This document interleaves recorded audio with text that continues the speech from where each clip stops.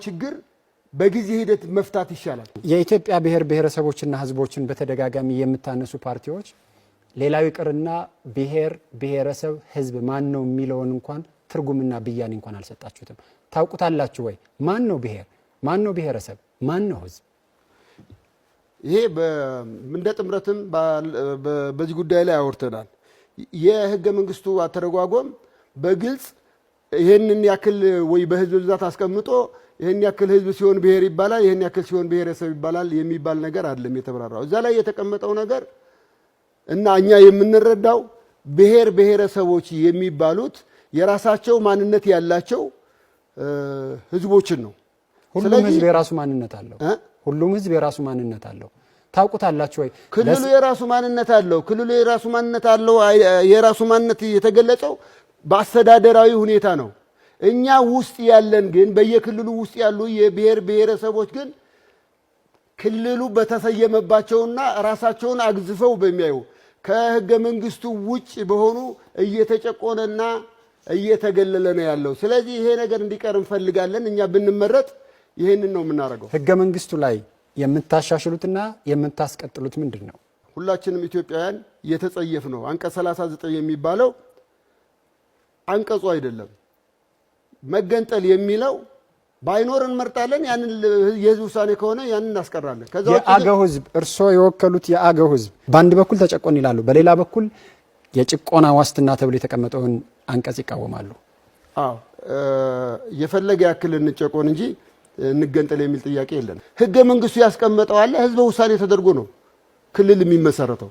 በዛ መሰረት የአገው ብቻ ሳይሆን የተለያየ ቦታ ላይ ጥያቄ የሚያቀርቡ ምክንያታቸው በቂ የሆነ ክልልም የሚጠይቋሉ፣ አቶ አላምረው የማንነት ጥያቄ የሚጠይቋሉ። ካሁን ቀደም ከናንተ ፓርቲ ጥምረት አመራሮች ጋር ባደረግነው ቆይታ የጥምረቱ አቋም ዜጎች በዜግነታቸው መብታቸው እንዲከበር ነው ይላሉ። እርስዎ ደግሞ የዜግነት መብት ሳይሆን የብሔር መብት ወይም ደግሞ የቡድን መብት ማስከበር እንፈልጋለን። የተጣመራችሁት ሳትተዋወቁና አንድ አይነት አቋም ሳይኖራችሁ ነው? አይ ይቅርታ፣ ጥያቄህ ስለ ብሔር ነበር የምትጠይቀኝ። ስለ ጠቅላላ ስለ ዜጎች ወይም ያለን አቋም አለ። በፌደራሊዝሙ ላይ የኛ አቋም የብሔር ብሔረሰቦችና ህዝቦች መብት የቡድንም የግል መብትም እንዲከበር የማድረግ ነው። ብንመረጥ የምናደርገው ይሄንን ነው። ስለዚህ አሁን የጠየቀኝ ደግሞ ከጥምረቱ ማውጣት እኔ መመራውን ያገው ህዝብ ጥያቄን ወይም የአገው ፓርቲ ጥያቄን ስለሆነ የጠየቀኝ በዛ መንገድ ነው የመለስኩልህ። ስለዚህ በጥምረቱ አቋም ደግሞ የኛም አቋም ነው ባይዘይ ግን በጥምረቱ አቋም ደግሞ የብሔር ብሔረሰቦችና የህዝቦች መብት እንዲከበር ይሰራል። ይሄንን ቢመረጥ ይሄንን ያደርጋል።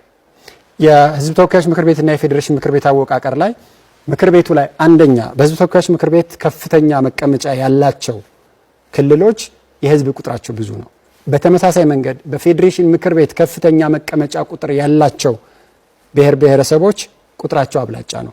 በዚህ ምክንያት ቁጥራቸው አናሳ የሆኑ ኢትዮጵያውያን ህዳጣን የሚባሉትን የሚዋስትና የሚሰጥና የሚጠብቅ አወቃቀር የለም የሚል ክስ ይቀርባል። እናንተ ኢትዮጵያ ውስጥ ቁጥራቸው አነስ ያሉ ብሔረሰቦችን በቁጥር ደረጃ ህዳጣንን የሚወክል ስብስብ እንደመሆኑ መጠን ታስተካክሉታላችሁ? የና አወቃቀሮች ታስቀጥሉታላችሁ? መጀመሪያ የጥምረቱ አባል ፓርቲዎች ህዳጣንን የሚወክሉ ማለት በህዳጣን የሚገለጹ አይደሉም።